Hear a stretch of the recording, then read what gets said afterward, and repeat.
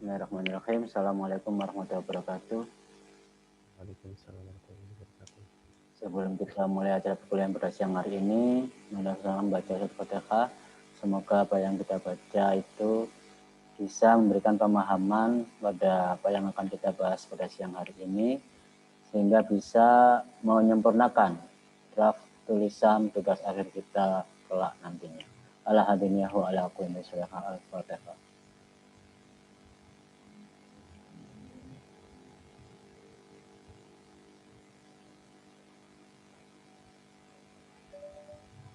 Amin amin ya rabbal alamin. Hari ini kita akan bahas materi atau konsep pada penelitian atau tugas akhir kita, lanjutan dari beberapa minggu yang lalu yang tertunda. Lanjutan untuk ridge regression ya. Ridge regression di mana beberapa minggu yang lalu kita sudah bahas regresi ridge-nya yang merupakan perkembangan daripada regresi biasa atau klasik, sehingga masih bisa kita gunakan secara estimator ULS. Nah, hari ini kita akan bahas untuk sifat-sifat daripada estimator ridge itu sendiri. Ya.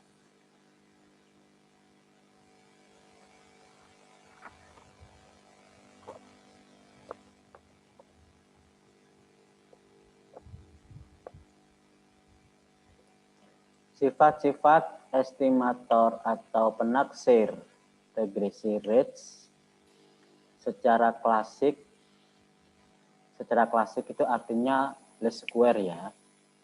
Least square itu adalah metode estimator ridge secara klasik yang kita bahas pada pertemuan beberapa minggu yang lalu. Nah, kita akan pelajari sifat-sifatnya di sini. Ini dibedakan menjadi dua, di mana estimator ridge-nya itu berada pada prediktor yang bisa ditentukan atau tertentu. Deterministic predictor. Jadi variabel datanya sudah ada. Datanya sudah jelas. Itu namanya deterministic predictor. Variabel X-nya dan Y sudah jelas. Jadi kita sudah punya data jelas. Seperti yang sampean akan teliti itu harga sahamnya sudah ada, sudah jelas. Itu namanya deterministic predictor. Sudah ada. Nah, kita akan bahas sifat-sifatnya. Sifat-sifat estimator regresi ridge secara klasik yang menggunakan variabel yang tertentu atau deterministic predictor itu sudah dijelaskan dengan tegas oleh Lawless tahun 1981. Jadi Anda kalau ingin mengetahui sifat-sifat secara klasiknya lebih jelas di referensinya Lawless tahun 81. Kita perhatikan beta OLS dengan bentuk estimatornya seperti ini, X transpose X inverse, X transpose Y. Kita definisikan sebuah matrik baru, katakanlah W, yang kita definisikan dalam perkalian antara X dan Q, di mana dan juga variabel baru alfa yang kita definisikan sebagai Q transpose beta, di mana Q adalah sebuah matrik sedemikian hingga X kali Q transpose kali XQ itu adalah berbentuk matrik diagonal, di mana nilai-nilai diagonalnya ini adalah lambda 1 sampai lambda P kalau ada P variabel. Jadi ada beta 1 sampai beta P. Berarti sama ada X1 sampai XP. Jadi sebanyak variabelnya P. Ya. Di mana sifat Q itu sebuah matrik yang Q transpose Q sama dengan atau akan bernilai matrik identitas dengan ukuran P. Ini namanya matrik apa? Ada yang ingat? Q transpose Q adalah identitas. Namanya matrik apa? Q transpose Q. Ada yang tahu? Ingat namanya matrik apa ini? Q-nya namanya matrik apa? Kalau Q kali transpos kali Q sama dengan identitas adalah matrik lupa. Lali kabeh ekonometrinya. Ada yang ingat matrik apa?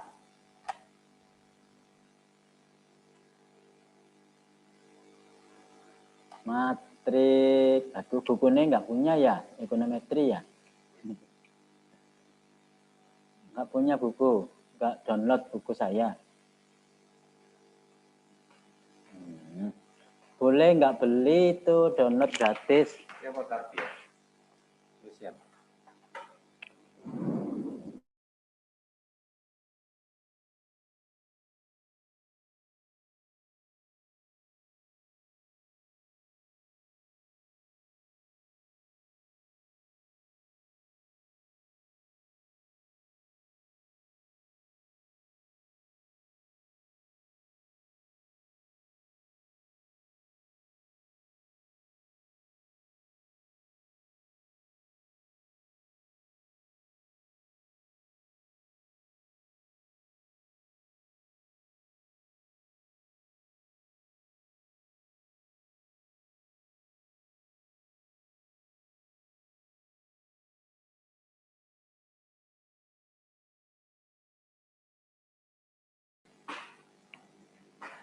Udah ketemu nama matrik apa?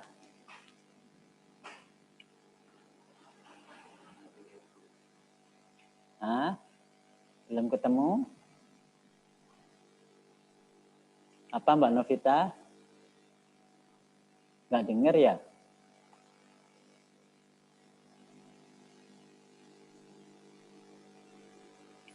Nggak dengar lah. Tadi cek sound nggak jawab, sekarang Wanda. Kalau saya bilang cek sound ya cek sound semua gitu loh. Bukan saya yang cek sound, semuanya harus cek sound. Nah, seperti ini kan jadi kendala. Saya jawab salam itu dijawab pakai salam masuk apa enggak, cek sound. Jangan dibiarkan ya. Mbak Novita, Mbak Melinda, cek sound. Masih sama seperti dulu Mbak Melinda. Cek sound Mbak Melinda. Ya. Agak keras Mbak Melinda, cek sound. Ya.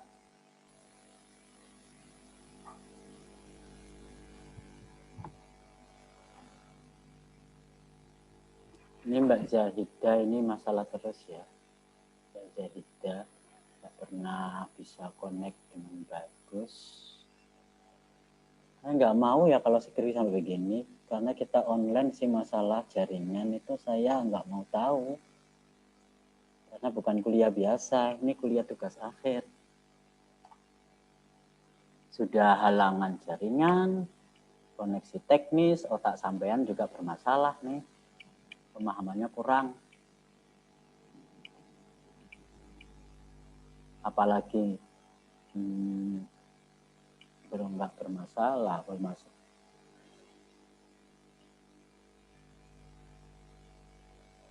Coba Mbak Novita cek sound. Bukan masalah. Mbak Nia mana Mbak Nia nggak masuk? Tes, Pak. Keras sekali. Cek sound, Mbak Novita. Pak, Assalamualaikum. Salam. Dipelankan dikit ya. Kalau Mbak Melinda terlalu rendah suaranya. Cek sound Mbak Melinda. Kan, Pak. Ya, bagus. Mbak Mega cek sound. Iya, Pak. Ya, pas. Mas Sarip. Cek. Cek. Oke. Mbak Nia nggak masuk. Mbak Zahida dari dulu sampai sekarang berhalangan jaringan ya. Nggak move on. Nggak ada perbaikan. Kalau sampai skripsi begini gimana dong?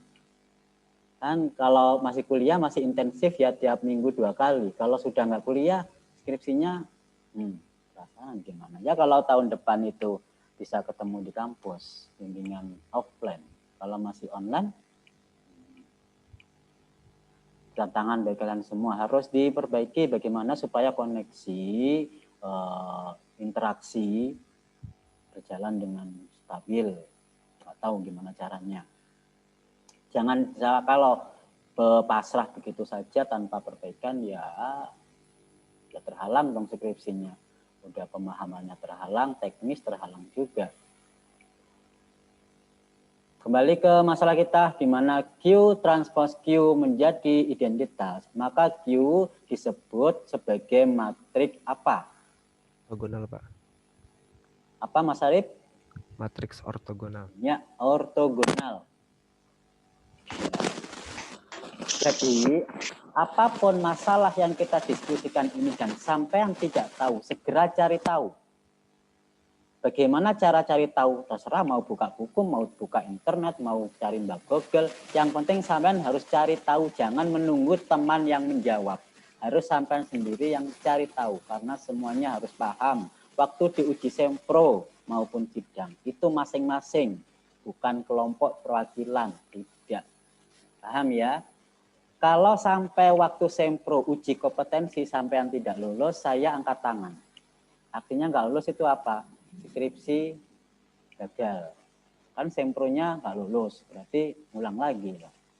Karena kompetensi pemahaman kurang. Karena sempro kalau sampean nggak paham apa yang diteliti kan jadi kontras. Yang diteliti nggak paham, jadi nggak bisa diteliti, nggak layak meneliti sampean nantinya.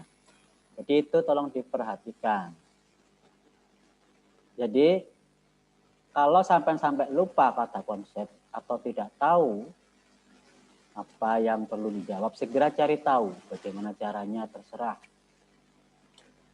Selanjutkan, jadi Q adalah matrik ortogonal dengan sifat kalau ditranspos kali Q adalah identitas. Jadi kalau matrik itu nilai elemen-elemennya dikuadratkan, itu sama dengan 1. Kan identitas itu elemennya 1-1. Maka itu menjadi matrik ortogonal. Ya. Di mana lambda 1 sampai lambda P merupakan nilai eigen dari X transpose X. Jadi dengan teori konsep ini, nanti sampean bisa membayangkan apa yang harus sampean lakukan jika sudah menemui sebuah data, apa yang harus dilakukan. Langkah-langkah apa yang harus dilakukan. Karena ini akan merujuk pada metodologi penelitian. Langkah-langkah apa yang harus pertama dilakukan sampai selesai. Makanya teorinya harus paham. Medpennya kemarin kan belum semua kan. Karena teorinya nggak paham. Padahal jurnalnya sudah zaman bahala saya sharekan, saya berikan. Tapi nggak dipelajari. Jadi konsep teori harus dipahami karena itu dengan pemahaman itulah kita bisa menyusun medpennya. Ya. Itu nilai eigen. Bagaimana cara mencari nilai eigen? Wes pelajari lagi, buka lagi di matrik. Jadi kalau merasa nggak paham, segera cari paham. Jangan pasrah dan menyerah. Kalau Anda pantang mundur, maju pantang mundur, ya harus maju, jangan stagnan berhenti, pasrah. Biarin enggak paham. Mungkin nanti temennya yang jawab, jangan begitu ya. Kita harus mengandalkan diri sendiri, karena waktu ujian enggak ada yang diandalkan selain kita sendiri. Waktu ujian temennya enggak bisa apa-apa. Meskipun teman itu datang, dia enggak berhak menjawab. Lanjut. Dengan kata lain, kita mau transformasikan atau merubah bentuk model regresi linier berganda ke dalam atau menjadi satu dengan matrik diagonal varian kovarian. Jadi matrik diagonal tadi itu Q ini adalah matrik diagonal yang isinya lambda, di mana lambda itu merupakan nilai eigen dari X transpose X. Jadi Q itu merupakan matrik diagonal varian kovarian. Masih ingat ya, ekonometri, matrik varian kovarian itu kayak apa? Dia berasal dari varian dan kovarian elemennya X, karena dia nilai eigen dari X. Model transformasi tersebut secara tertulis disebut sebagai model kanonik yang ditulis dalam bentuk seperti ini. Y sama dengan B alfa plus epsilon. Jadi bukan X beta plus epsilon lagi. Jadi kalau ada variabel baru Q, di mana Q itu akan merubah dalam bentuk W karena Q, ya kembali ke tadi, karena Q kalau dikalikan X sama dengan W, maka dari bentuk Y sama dengan X beta plus error, kalau X betanya, X-nya itu ada variabel baru Q, jadi X kali Q akan menjadi W. Sehingga kalau tadi X beta dikalikan Q transpose akan menjadi alfa. Sehingga hasilnya bentuk kanonik atau bentuk transformasi perubahan model menjadi W alfa, bukan X beta lagi. Ya. Jadi tanpa perlu saya suruh sampai nanti berupaya sendiri atau bagaimana caranya membuktikan dari Y sama dengan X beta menjadi W alfa. Apapun yang tidak sampean pahami dan tidak ketahui, sampean wajib cari tahu, disuruh atau tidak disuruh, karena itu demi sampean sendiri. Saya nggak perlu ngasih tugas, ya. Cukup merasa sendiri kebutuhannya. Di mana alfa adalah matrik yang di sini berupa matrik kolom seperti beta. Kalau beta ada beta 1 sampai beta P, kalau ini alfa 1 sampai alfa P berupa matrik kolom atau vektor. Estimator Ridge, OLS dan estimator Ridge ini dalam bentuk kanonik yang di atas ini didefinisikan dalam bentuk di bawah ini, yaitu alfa OLS dengan cara seperti biasa least square dengan bentuk W alfa, ditemukanlah W transpose W inverse kali W transpose Y. Bentuk ini kalau disederhanakan katakanlah W transpose W ini saya rubah ke dalam matrik delta supaya lebih simpel. Maka ini akan sama dengan Q transpose beta.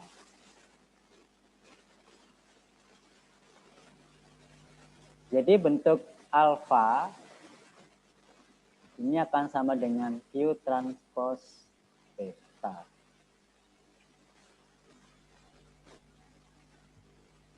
Jadi kalau ini adalah OLS untuk beta dikalikan dengan matrik Q tadi secara transpose. Kenapa ditranspose?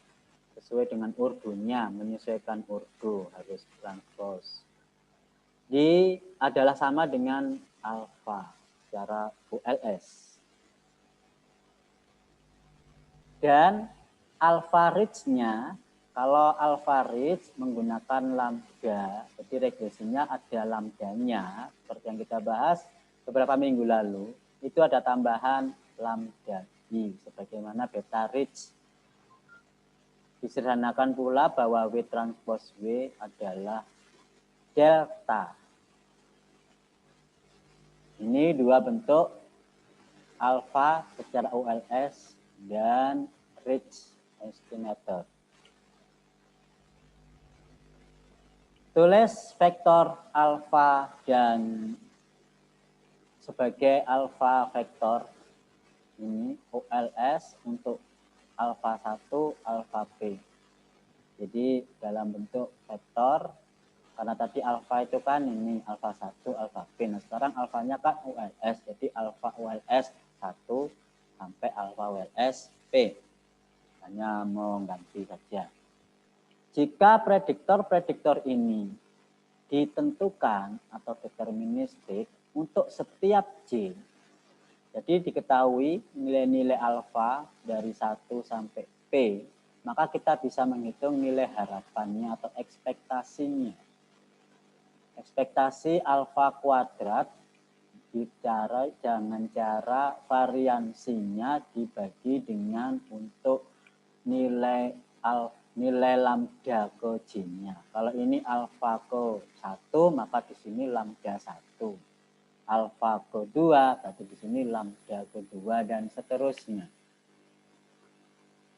Nilai dari variansi ini adalah variansi dari X. Karena X itu kan punya matrik varian kovarian.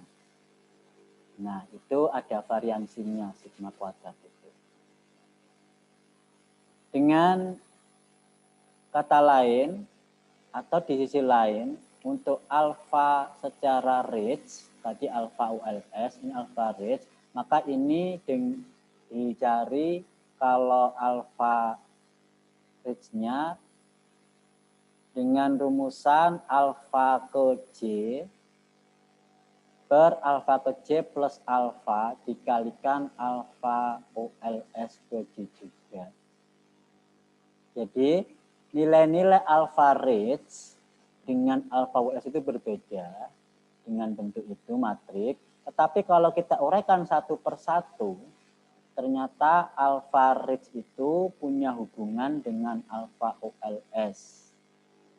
Dengan hubungan alfa J per alfa J plus lambda J per lambda J plus lambda. Ya. Pasti di sini ada sebuah matematis pembuktian ya dari rumus matrik ini. Nilai alfa masing-masing kan ketahuan. Ternyata ada hubungan antara alfa range dengan alfa miliknya ULS. Hubungannya begini. Kalau tadi kan beta, sekarang alfanya. Tadi hubungan alfa dengan beta, sekarang alfa dengan alfa. Nah ini alfa dengan beta, hubungannya ini. Nah kalau hubungan alfa dengan alfa, bagaimana kan alfa dengan alfa OLS kan sendiri-sendiri. Tetapi kalau sudah dicari masing-masing alfa deterministik, maka bisa diketahui hubungannya seperti ini. Sehingga kita juga bisa menghitung nilai ekspektasi dan variansi dari alfa range. Ingat lambda adalah nilai parameter range-nya. Dan lambda J itu nilai dari eigen value atau nilai eigen dari X transpose X yang tadi sudah dibahas. Ini lambda tanpa indeks itu adalah nilai parameter range-nya. Range-nya itu yang diregresi range-nya itu kan ada lambda. Lambda tanpa ada indeks. Itu nilai range-nya. Konsekuensinya ekspektasi hubungan antara alfa range dengan alfa J. Alfa J di sini alfa yang digunakan secara ini alfa J. Nah, ini perhatian dari alfa ULS ya, ditulis alfa saja itu tadi alfa ULS. Jadi selisih antara alfa range dengan alfa J secara ULS, ekspektasinya bisa dihitung dan ditentukan dalam persamaan 213. Saya nggak perlu ngasih tugas cara mencarinya, yang jelas ada dalam referensi kalau mau mencarinya atau membuktikan sendiri ekspektasinya dengan cara rumusan-rumusan yang kita pelajari di teori peluang untuk mencari nilai ekspektasi. Rumusan 213 ini menunjukkan bahwa beberapa nilai dari parameter lambda, yaitu lambda ini, lambda dari parameter range, mungkin bisa mengurangi nilai error rata-rata kuadratnya. Error rata-rata kuadratnya. Jadi MSE, mean square error. Jadi lambda ini bisa kita atur sedemikian hingga nilai MSE-nya minimal, mengurangi. Ya. Jadi karena lambda pada reach ini kan tertentu, jadi bisa dibuat berapapun. Kalau lambda J yang ada indeksnya ini lambda miliknya alfa, ya. Jadi di situ sudah ditentukan dari data. Bagaimanakah lambda dari metode Reach sendiri bisa kita pilih tertentu bebas. Nah itu kita cari demikian dia itu nilai MSI-nya minimal. Jadi kan trial and error kalau kita mencarinya tanpa rumus. Coba-coba. Berapa ya lambda dicoba? 1, 2, 3, berapapun bahkan desimal. Secara simulasi mana yang paling minimal menghasilkan nilai MSI paling kecil. Itu yang kita ambil sebagai lambda yang optimal. Itu sistem coba-coba. Secara analitik, formula untuk nilai lambda yang optimal, nah ini sudah bisa kita pelajari secara analitik, bukan coba-coba. Ditulis secara eksplisit dengan meminimumkan persamaan di atas. Secara analitik kan begitu ya. Bagaimana nilai MSE itu minimal. Berarti kita harus meminimalkan nilai ini dengan mencari lambdanya. Ini ada lambda, ini juga ada lambda, ini ada lambda. Bagaimana cara meminimalkan persamaan ini? Lagi-lagi kalkulus, yaitu dengan cara turunan pertama terhadap lambda samakan dengan 0. Ketemulah lambda yang meminimalkan fungsi tersebut. Ini adalah MSE ya ini, mean square error. MSE. Mean square error. Jadi rata-rata ekspektasi kan rata-rata. Ini kan kuadrat. Ini adalah selisih error. Dengan cara meminimalkan turunan pertama samakan dengan 0. Secara analitik bisa kita cari. Namun bagaimanapun juga ini bukan digunakan secara praktek. Kan tadi hanya sekedar analitik. Secara eksplisit, secara kalkulus bisa kita hitung. Karena apa kok bisa tidak bisa digunakan secara praktek? Karena di sini dibatasi pada nilai-nilai yang unobservable, pada nilai-nilai yang belum bisa diamati pada data. Sebab kalau lambda itu bisa kita cari secara analitik, berarti kan harus kita tahu lambda J-nya berapa untuk setiap J. Padahal J itu kan bergantung pada nilai X-nya. Kalau X-nya itu data, maka kalau datanya tidak bisa diobservasi, tidak bisa diamati, berarti kan tidak ketemu. Maka otomatis lambdanya juga tidak ketemu. Jadi karena adanya nilai-nilai yang tidak terobservasi. Tetapi kalau semua data ada, nggak ada masalah. Tapi kalau ada data yang memang tidak ada, maka tidak bisa kita lakukan secara praktek. Jadi formula 212 tadi, formula 212 ini untuk alpha reach mengindikasikan bahwa estimator reach jika estimator alpha J-nya konsisten. Nah, ini konsisten. Konsisten itu tidak berubah-ubah. Ya kan kita punya data, misalkan ngambil datanya tahunan. Ngambil harga saham tahunan dari bulan Januari ke sampai Desember, tahun berapa sampai berapa. Katakanlah setahun aja, Januari sampai Desember 19 tahun. Tentu datanya berbeda untuk tahun 20, tahun seterusnya berbeda kan. Nah, apakah karena datanya berbeda otomatis nilai eigennya berbeda kan? Artinya nggak konsisten. Sehingga rumus tadi nggak bisa kita gunakan kalau data kita samplingnya banyak dan menghasilkan nilai value yang berubah-ubah. Jadi kita gunakan data ini nilai value-nya berbeda dengan nilai value tahun 20 dan seterusnya. Karena kita pakai tahunan. Maka untuk range estimator ini tidak bisa kita gunakan karena tidak konsisten. Jadi syaratnya harus konsisten dulu. Artinya kita coba tahun 19 nilai eigennya bagaimana, tahun 20 nilai eigennya bagaimana. Apakah konsisten? Konsisten tetap artinya. Kalau konsisten tetap, maka boleh kita pakai. Tapi kalau nggak konsisten, tidak bisa. Jadi rumus 2-2 tadi tidak bisa kita gunakan. Ya, karena nilai eigennya akan berubah. Jadi mengindikasikan estimator range di sini, jika estimator dari alpha J itu konsisten dan jika nilai eigenvalue-nya semakin kecil konvergen jika N-nya tak hingga. Artinya apa? Misal, kita ambil cuma 1 tahun. Kita coba 2 tahun. Bagaimana hasilnya?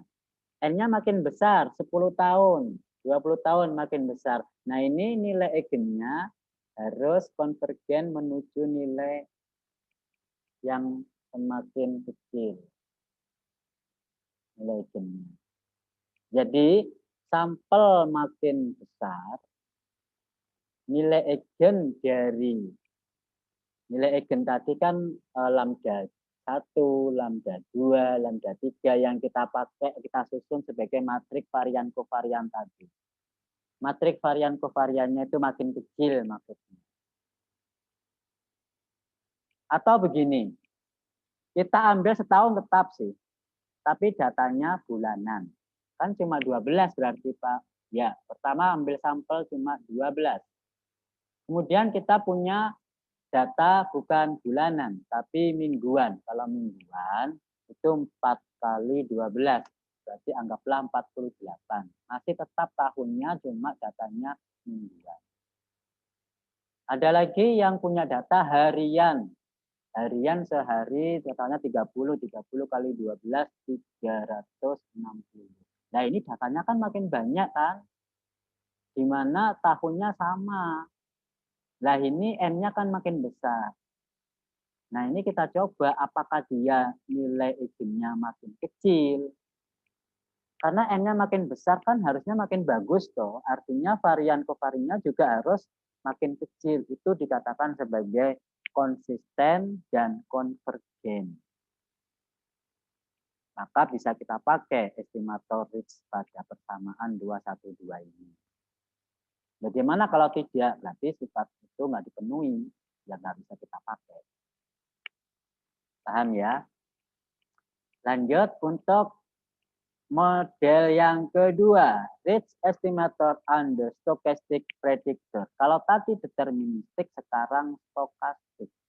Stokastik itu variabel yang tidak bisa diketahui, tidak bisa ditentukan. Itu stokastik. Biasanya harga saham itu dikatakan sebagai prediktor yang tidak bisa ditentukan. Jadi stokastik. Karena harga saham itu naik turunnya tidak bisa dikendalikan. Tidak bisa ditentukan dengan model regresi biasa. Makanya dikatakan stokastik.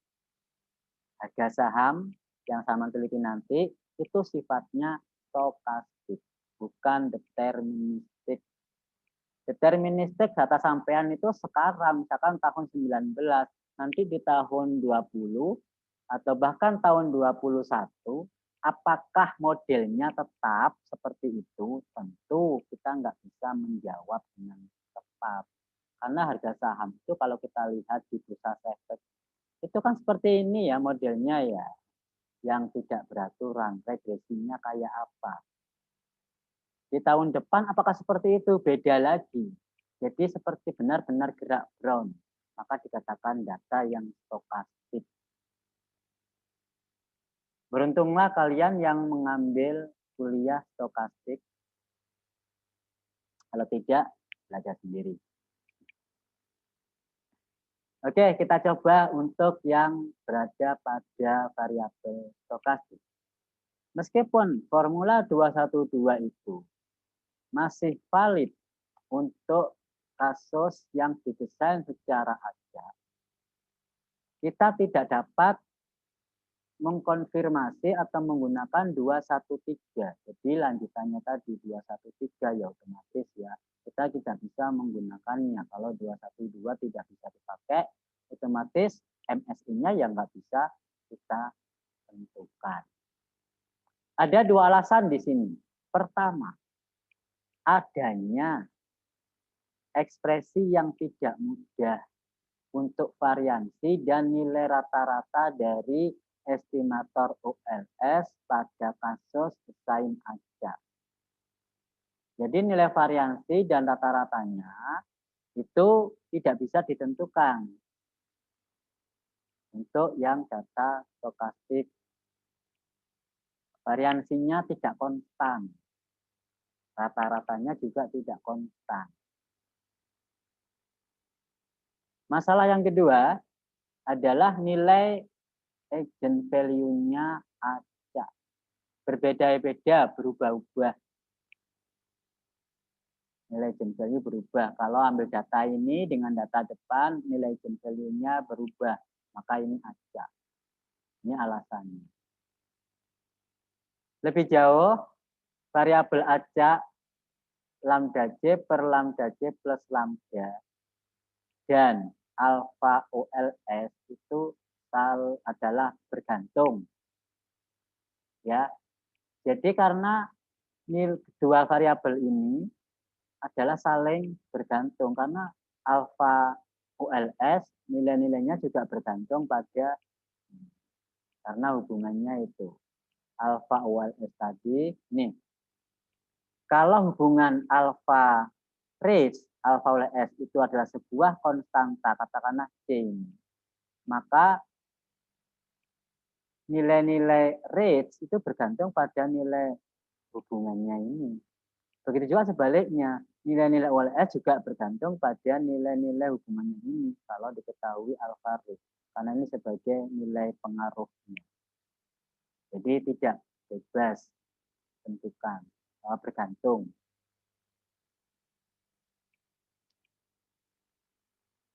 Oke, kita tidak peduli dengan beberapa penelitian pada regresi rates untuk kasus desain yang ada. Rumusan untuk nilai error rata-rata kuadrat MSE mean square error terlihat begitu susah untuk didapatkan. Ya, jadi kita tidak memedulikan penelitian tentang itu untuk data yang ada. Secara analitik kita akan mencoba bagaimana menentukan parameter lambda yang tadi metodenya coba-coba. Coba-coba itu kan tidak ada batasnya ya, dicoba lambda 1, lambda 2, lambda 3. Kemudian dicoba secara analitik dengan hitungan pertama disamakan dengan 0. Bisa sih secara analitik teoritis. Tapi masalahnya kalau ketemu praktek, tadi dijelaskan nyata tidak semudah teoritis praktek itu. Realita tidak semudah teori. Praktek tidak semudah teori. Nah, di sinilah kita akan mencoba bagaimana menentukan nilai parameter lambda. Tidak seperti OLS, estimator rates di sini ada masalah pada penentuan parameter lambda. Pilihan untuk menentukan parameter ini adalah merupakan sebuah dilema. Tahu ya dilema apa? Masalah yang serba salah. Seperti sebarang model, seperti sebarang parameter model. Sembarang parameter model atau parameter regresi gitu ya. Model itu ya regresi.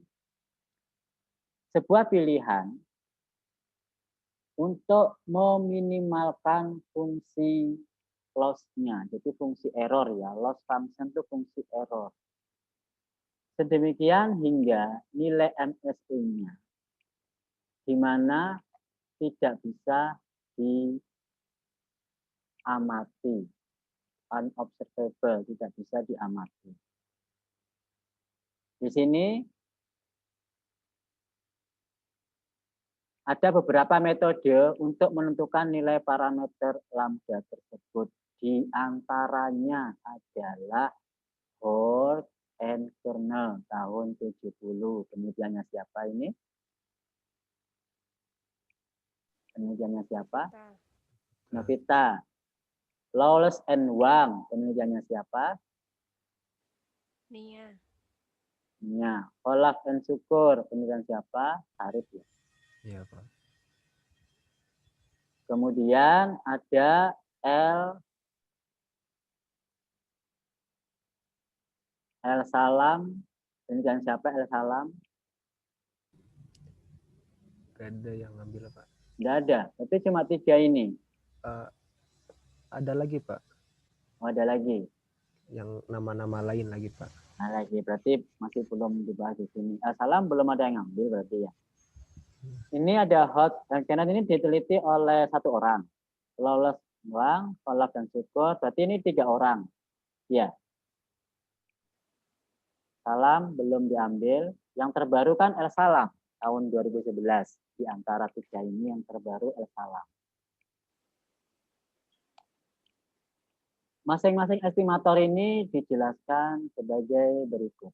Bagaimanapun juga pemilihan dalam penentuan nilai parameter range ini adalah still being investigated. Jadi penentuan parameter range dalam arti lambda itu tadi itu masih berada pada masa investigasi. Artinya masih diteliti. Jadi masih berkembang, nggak berhenti. Ya, masih berkembang, mengalami perkembangan.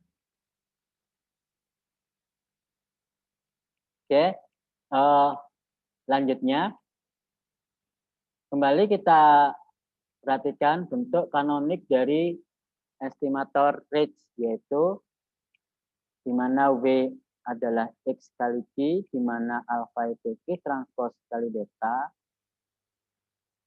yang mana Q merupakan matriks sedemikian hingga XQ transpose kali XQ adalah matriks diagonal dengan isinya adalah nilai-nilai eigen dari matriks X itu sendiri. Dan Q matriks ortogonal. Nah, ini diingat lagi. Untuk range juga sudah dibahas tadi di atas. Misalkan variansi. Ini variansi dari data. Itu adalah estimator yang konsisten. Kita bisa mengestimasi variansi secara OLS di sini ya. Secara OLS ada itu mengestimasi OLS untuk sigma. Jadi bukan sekedar beta, sigma juga ada di kuliah pernah diajarkan. Ya. Yang mana variansi dari error. Jadi variansi error. Beberapa pilihan secara umum untuk estimator range bentuknya adalah sebagai berikut. Hot and Kernel bentuknya ini.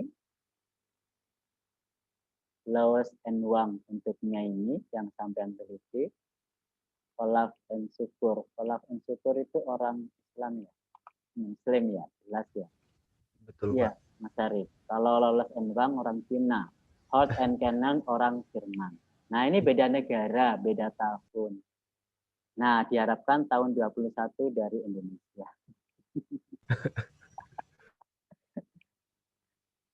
Nggak tahu yang tahun ini. Tahun 2011 terakhir El Salam, 11 orang muslim. Nah, ini kan muslim sudah mulai bermunculan. Diharapkan saintis muslim juga bisa menemukan hal yang baru di tahun 2021. El Salam belum ada yang neliti ya. Nah, itu beberapa metode risk regression estimatornya. Ada modifikasi yang dari sebelumnya ini, dari jurnal itu, diantaranya yang sama teliti mungkin.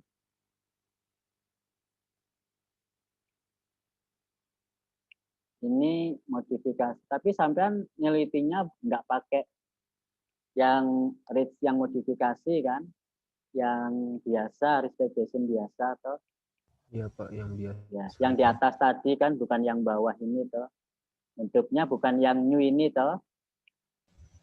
Oke, Ya, Pak. itu bukan. Maka saya nggak perlu menjelaskan jauh-jauh sampai di sini. Mungkin ada 3 peneliti teman sampean yang apa? Yang bukan saya sebutkan tadi, apa aja di jurnal ini ada tentunya ya. Ya, ngambil dari jurnal ini kan, atau bukan?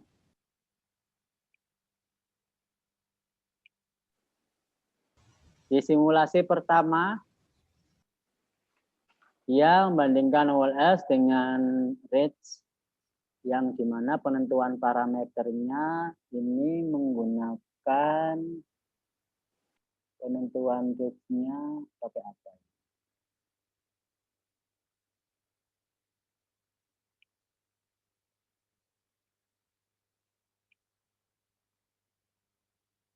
Dipilih dengan biasa ya. Range parameternya dipilih secara coba-coba. Jadi bukan pakai formula. Simulasi 1 ada yang mencoba, ada yang neliti? Tidak, Yang Pak. pakai coba-coba? Tidak ada. Iya, tidak ada. Berarti nggak perlu dong saya jelaskan ini coba-coba. Simulasi 1 lewat. Simulasi kedua, perbandingan OLS dengan risk regression secara Monte Carlo. Apa ada? Ada ya. Berarti ini bisa saya jelaskan minggu depan. Monte Carlo. Kalau coba-coba tidak ada, ini Monte Carlo. Ada yang meliti.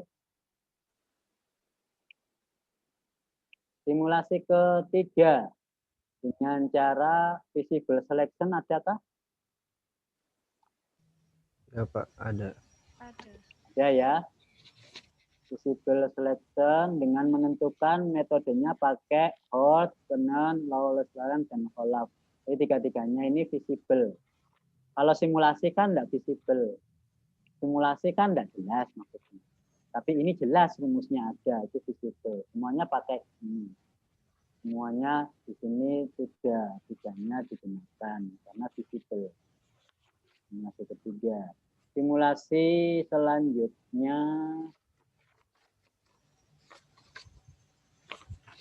keempat, dengan rata-rata apa ada yang neliti? Tidak ada Pak. Tidak ada, jadi nggak perlu saya sampai menjelaskan ini. Apakah masih ada simulasi lanjutan? Tidak ada ya. Tidak ada, langsung ke kesimpulan dari simulasi. Kita lihat, kita intip kesimpulannya.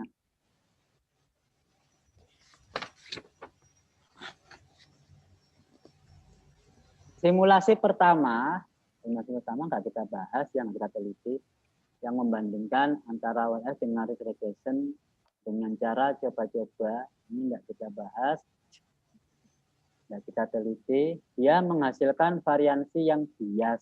Nah, kita teliti, di mana variansinya juga besar. Ya, kita teliti karena coba-coba, spekulasi, coba-coba. Simulasi yang kedua dengan cara Monte Carlo. Apa hasilnya di sini? Nah, sama penelitian sampai nanti juga harus menyesuaikan dengan kesimpulan ini, jangan sampai berbeda ya. Cuma datanya aja yang berbeda, kesimpulannya harus sesuai. Simulasi mengidentifikasi adanya tampilan bahwasannya dapat berpotensi untuk diperoleh nilai estimator range. Jadi berpotensi didapatkan dan menunjukkan dan nilainya sangat besar atau paling besar jika sampelnya relatif kecil untuk prediktor. Oh iya, jadi memang kalau sampelnya kecil kan otomatis nilai range-nya, estimatornya kan estimator range-nya lambda maksud saya itu kan pakai Monte Carlo. Dia itu kalau pakai datanya kecil maka nilai lambdanya besar. Tapi sebaliknya kalau datanya besar, banyak maksud saya, berarti lambdanya kecil. Itu. Jadi Anda buktikan dengan data yang sampean teliti nanti. Siapa yang neliti pakai Monte Carlo? Mbak siapa? Melinda, Pak.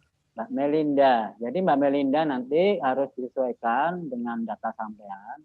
Sama juga pakai Monte Carlo, nanti dicoba pakai data berapa, dibandingkan dengan data yang lebih besar, apa betul hasil lambdanya sesuai dengan kesimpulan jurnal ini, yaitu sebaliknya. Artinya semakin besar data, semakin kecil lambdanya. Yang ketiga dan keempat, simulasi ketiga dan keempat, itu OLS dan visible range, yaitu ada 3 metode penentuan tadi. Di sini ditemukan kelas berbeda masing-masing metode di situ, tetapi di sini ditunjukkan adalah menghasilkan yang terbaik, ya, yang terbaik dengan model rata-rata atau modified regression.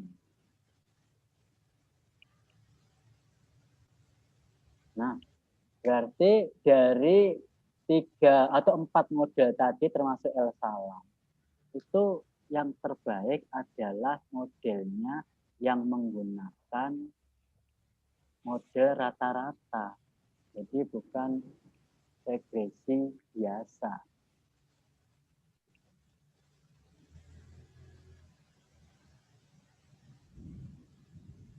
Kalau menggunakan regresi yang termodifikasi, maka dia menghasilkan yang terbaik. Berarti nanti juga bisa sampean coba teliti, kan ini bukan simulasi. Kalau mau simulasi Monte Carlo tadi dicoba dengan beberapa sampel yang berubah-ubah, berbeda-beda banyaknya. Nah kalau ini dibandingkan dengan regresinya antara regresi yang biasa dengan regresi rate yang sudah modifikasi. Apa betul dia menghasilkan nilai parameter yang terbaik? Artinya kalau terbaik itu kan dari segi MS-nya dia lebih kecil. Dalam situasi very small sample, secara dengan sampel yang kecil, error variabelnya atau korelasi antar prediktornya juga rendah untuk model modifikasi dengan sampel yang kecil. Ternyata dia masih menghasilkan yang terbaik.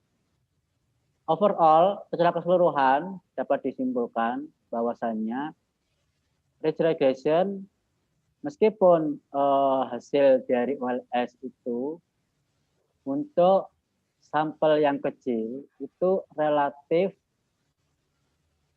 untuk sampel yang dengan ukuran relatif kecil pada beberapa prediktor. Bagaimanapun juga situasi ini ada beberapa kasus khusus di mana range itu dipilih dalam alternatif secara khusus pada saat situasi sampel sangat kecil atau errornya, variabel errornya, atau nilai korelasinya yang kecil.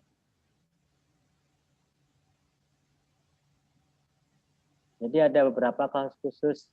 Jadi beberapa kasus khusus. Jadi di sini adalah kesimpulan akhirnya itu bisa diartikan sebagai insidensial. Artinya kesimpulan itu bukan sebuah hal mutlak, permanen, absolut, bukan, tapi insidensial artinya bergantung dari kondisi dan situasi yang ada, terutama pada jumlah data. Jadi karena penelitian kita itu penelitian berbasis data, aplikasi atau implementasi, maka kesimpulan kita juga terbatas pada data kita. Kesimpulan kita berlaku hanya untuk data kita, bukan secara general. Paham ya? Jadi misalkan sesuai dengan data ini, jika diaplikasikan dengan data ini, maka menghasilkan begini. Nah, harus ditampilkan begitu. Jadi sesuai atau berdasarkan data yang digunakan. Bukan kesimpulan secara general. Jadi misalkan ditemukan nilai yang terbaik lambda sekian, itu hanya khusus untuk kasus data yang Anda gunakan. Bisa jadi akan menghasilkan kesimpulan yang berbeda untuk data yang berbeda pula. Karena insidensial, tergantung pada keadaan situasi kondisi. Sampai di situ dulu penjelasan saya, mungkin dilanjutkan minggu depan. Silakan kalau ada permasalahan atau pertanyaan yang mau disampaikan.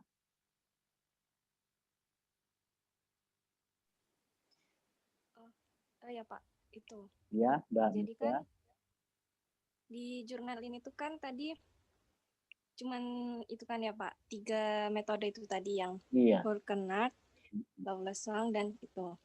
Terus itu kan yang pakai sudah Novita, Nia, sama Syarif. Terus Melinda pakainya yang simulasi 2, yang Monte Carlo itu.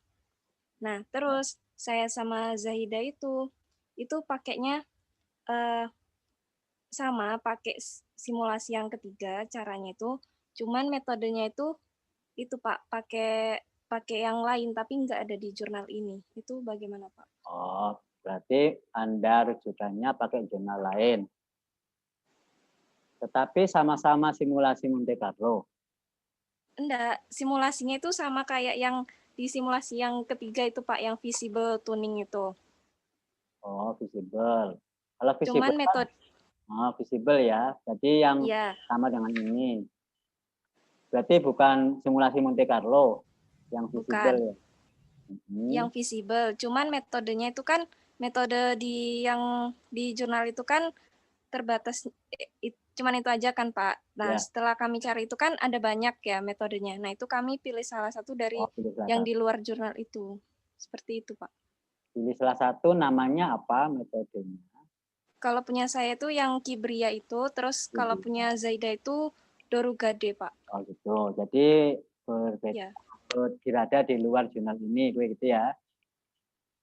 Ya. Iya, metodenya aja, tapi simulasinya tetap pakai yang itu Pak, yang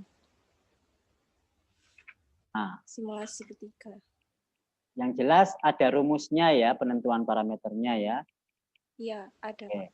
Karena visible ini rumusnya ada masing-masing. Nah, berarti boleh menggunakan jurnal lain, yang penting rumusnya sudah ada, sudah tertentu atau visible ya. Seperti rumus yang tadi untuk masing-masing metode ini.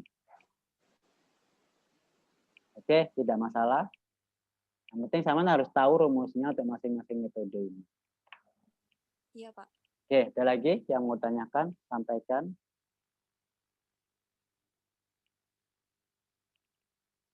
Pak, mau tanya Pak. Silakan Mas Arif. Kan katanya bahwa kita meneliti itu hanya terbatas pada data yang sedang kita teliti saja. Iya. Terus misalkan perusahaan nih ingin memprediksi atau perorangan itu memprediksikan terus-menerus itu bagaimana Pak? Itu forecasting ya. Ya, Itu beda lagi ya. Forecasting itu tergantung dari rumusan masalah kita. Kalau misalkan rumusan masalah kita yang pertama pemodelan, memodelkan. Model itu kan mulai dari estimasi dan seterusnya sampai uji model, itu kan. Kalau mau ditambahi yang kedua yaitu forecasting, peramalan, boleh. Tapi yang jelas fokus pertama adalah pemodelan dulu. Kalau pemodelan sudah bisa dan fix teruji, uji modelnya berhasil, maka boleh digunakan untuk tindak lanjut dari regresi yaitu forecasting atau peramalan atau prediksi data yang akan datang. Boleh. Tapi enggak wajib. Ya. Ya. Kenapa enggak wajib? Kita fokus dulu pada masalah yang pertama, yaitu pemodelan, regresinya, estimasinya signifikan apa tidak, regresinya layak pakai apa tidak. Kalau layak, boleh ditambahi masalah yang kedua setelah sempro, yaitu apa? Forecasting, ramalan. Tapi kalau nggak layak pakai, masa mau digunakan ramal? Kan nggak boleh. Itu masalahnya. Hingga kita lihat rumusan pertama lolos apa tidak. Rumusan pertama kita fokus. Sehingga nanti medpen kita juga akan bertambah kalau sudah sempro. Karena sempro itu rumusan pertama harus sudah ada dan sudah dikerjakan minimal 50%. Minimal ada yang dikerjakan di rumusan pertama. Jadi kita langsung aplikasi data ya. Aplikasi data. Jadi kita nggak kajian teori, nggak menganalisa rumus. Nggak menjelaskan rumus, tetapi mengimplementasikan rumus. Jadi rumus-rumus yang ada di sini sampean masukkan ke kajian teori atau bab 2. Kalau ingin tahu, barangkali jaga-jaga, silakan cari jurnalnya masing-masing, sehingga kita punya simpanan atau minimal tahu dari mana asal-usul kok bisa ketemu ini. Barangkali penguji minta. Ya. Cari jurnalnya masing-masing, sehingga mereka kok bisa menemukan nilai-nilai ini secara analitiknya kayak apa. Barangkali diminta oleh penguji waktu segitu. Kita dapat. Ada lagi yang mau ditanyakan, disampaikan?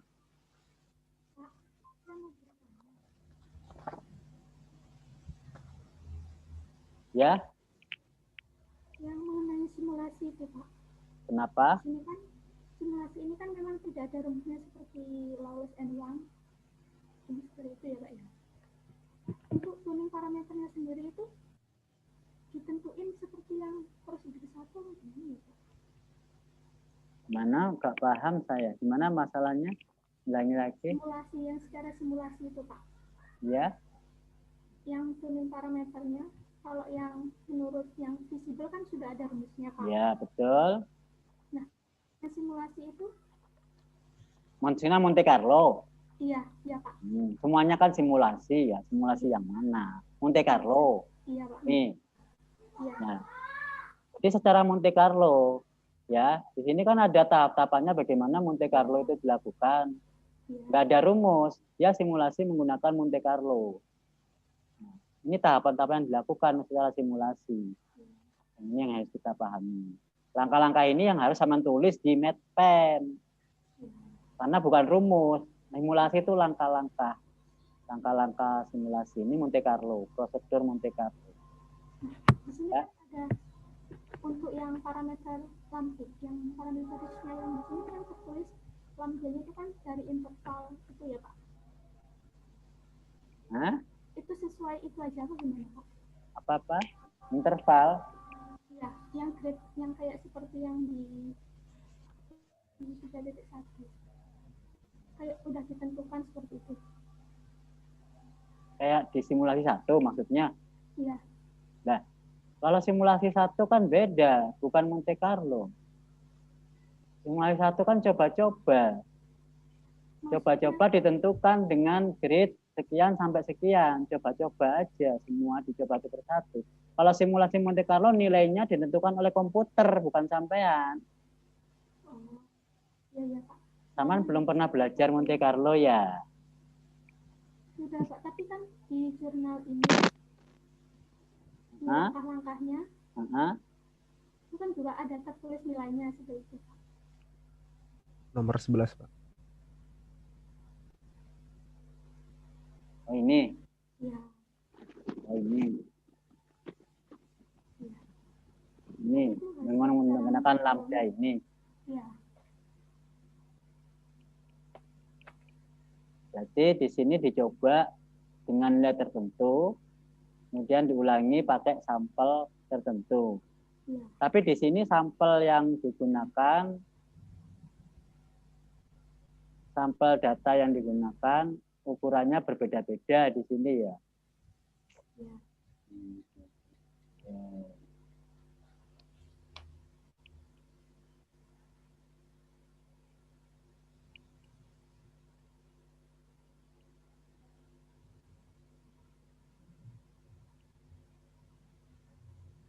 Ya, berarti di sini menggunakan interval tertentu. Nah, ini boleh sih kita coba. Kenapa? Apakah harus seperti ini? Tidak. Ya, nilai interval itu bisa kita gunakan interval yang lain. Jadi nilai-nilai yang tidak harus itu bisa kita tentukan sendiri, ditulis di batasan masalah. Ya, misalkan interval lambdanya kita tentukan berapa. Nah, menentukan nilai berapa itu harus rasionalitas, ada nilai apa, ada logika alasannya. Kenapa dipilih tentukan seperti itu? Intervalnya harus sampai seperti itu, harus tahu alasannya. Karena kalau simulasi Monte Carlo itu memang semi coba-coba, penentuan nilai gridnya yang tadi kan berbeda dengan simulasi pertama. Simulasi pertama menggunakan interval yang berbeda 1,7. Bahkan tidak harus 1,7, boleh berapapun karena nilai lambda di situ tidak ada ketentuan harus berapa. Dan kenapa harus positif, kenapa kok tidak negatif juga harus tahu alasannya. Ya, di situ tergantung pada data, tergantung pada kondisional data, karakter dari data.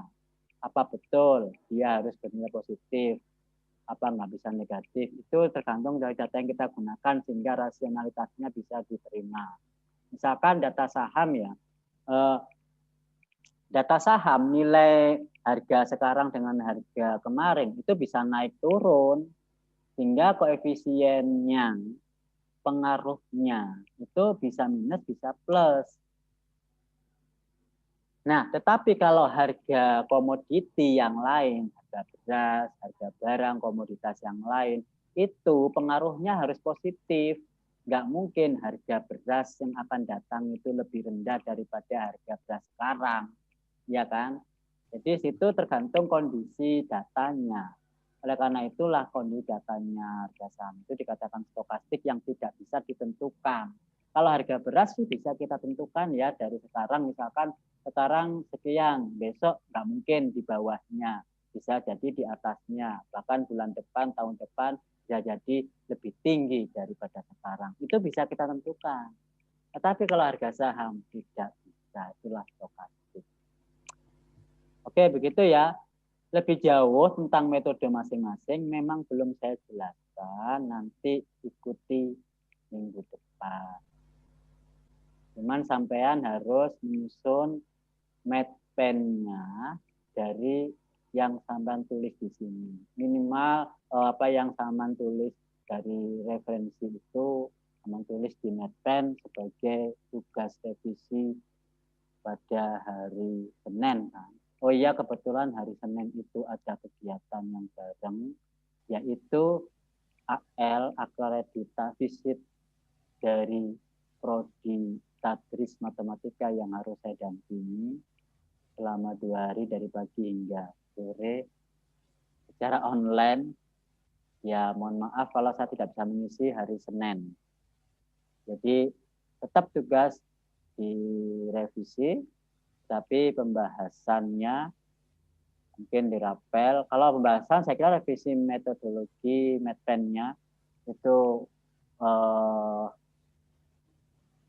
ya menunda, jadi minggu depannya lagi. Itu ya, tapi hari Kamis minggu depan tetap akan saya lanjutkan pembahasannya. Tapi untuk kuliah Kapita, revisinya tetap direvisi, untuk dikumpulkan, dan akan saya bahas minggu depannya lah. Ya. Ya, Pak.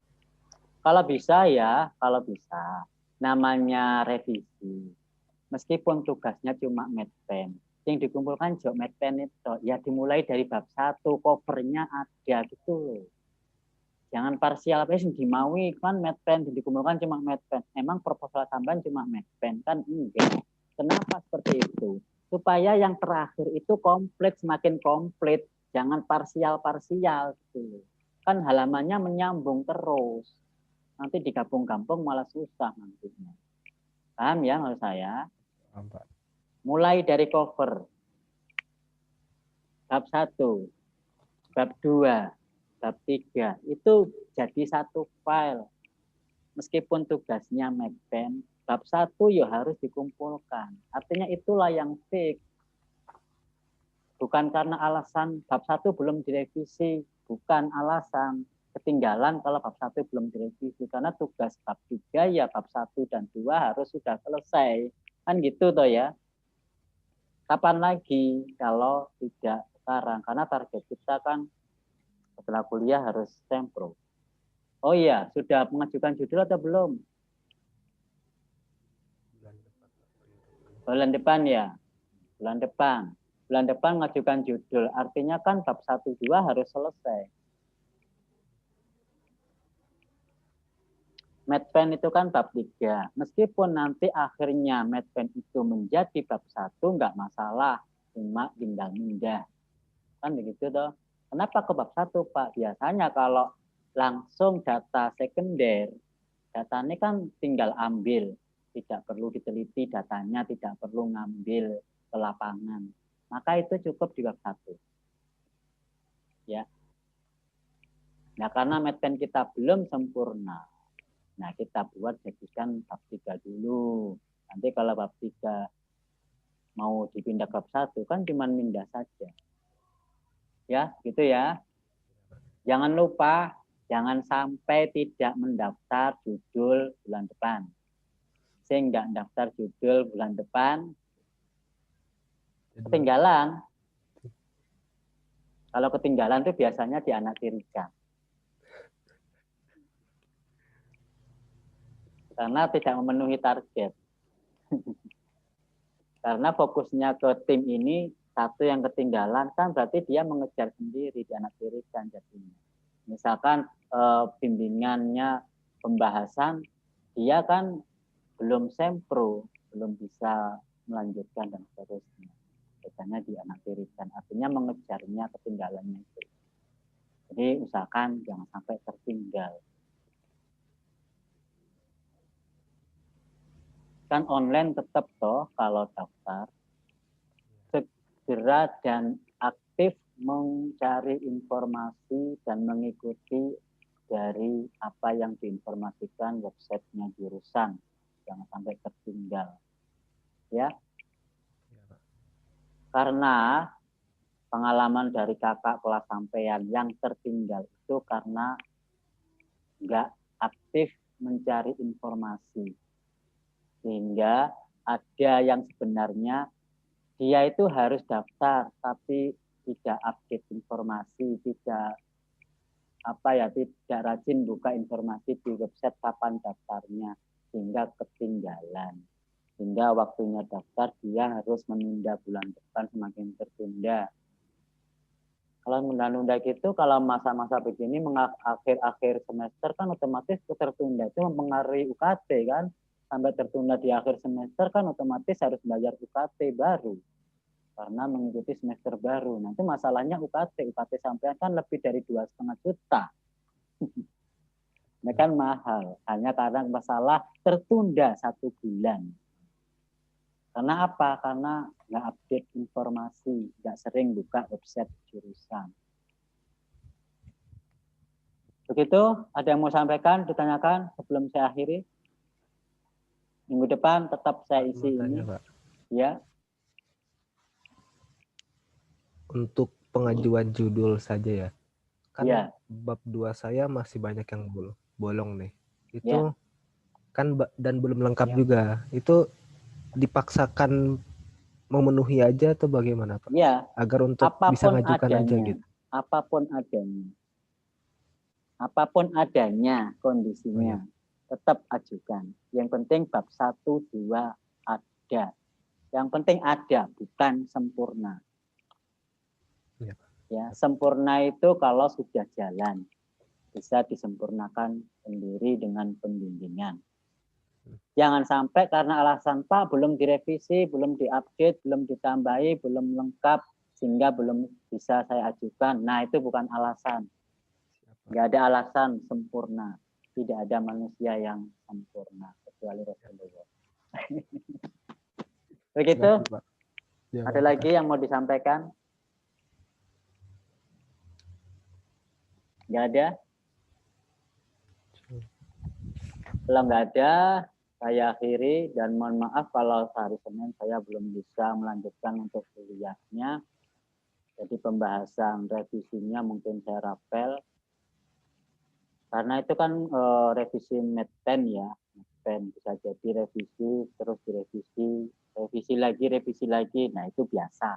Jadi orang tugas akhir itu jangan kapok. Revisi lagi, salah lagi, kapan benernya. Selama kita belum wisuda, belum benar. Bahkan setelah ujian sidang pun revisi mesti ada. Pembimbing sudah bagus, penguji yang mau revisi lagi. Jadi jangan ada kata kapok untuk kata revisi. Begitu, kita harus siap mental. Semuanya tergantung pada mental kita. Ya. Jangan putus semangat, jangan pantang menyerah. Itu mental yang harus kita punyai. Ya, kalau memang kita mau lebih cepat untuk menyelesaikan dan berhemat biaya UKT hingga tidak sampai di semester 9. Jadi harus semester 8 sidang. Gitu ya. Kan tahun depan semester 8. Iya toh? Lah iya. Tahun depan semester 8. Oke, gitu target kita. Beruntung ya angkatan sampean sini kuliah itulah bimbingannya. Kalau kakak kelas sampean enggak bimbingan tuh setahun.